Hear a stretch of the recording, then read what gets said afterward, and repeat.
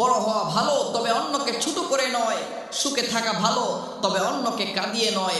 একটা কথা মনে রাখবেন, যেই বাতাসে বড় বড় গাছগুলাকে উপড়ে ফেলে দেয়, সেই বাতাসেই কিন্তু ছোট্ট ছোট্ট ঘাসেরা মনের আনন্দে দুল খেতে থাকে।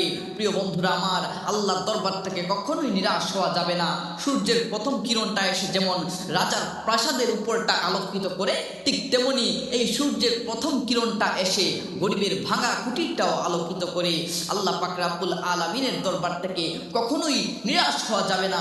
আর প্রথমে যেই কথাটা বলেছিলাম, আল্লাহ পাক রব্বুল আলামিন আমাদেরকে কি উদ্দেশ্যে সৃষ্টি করেছেন ভোলা যাবে না। আমরা তো বেখবর হয়ে গেছি। আল্লাহ বলছেন, ওমা খালাকতুল জিন্না ওয়াল ইনসা ইল্লা লিয়াবুদুন, আমি জিন এবং মানুষকে সৃষ্টি করেছি একমাত্র আমি আল্লাহর ইবাদতের জন্য, আমি আল্লাহর ইবাদতের জন্য।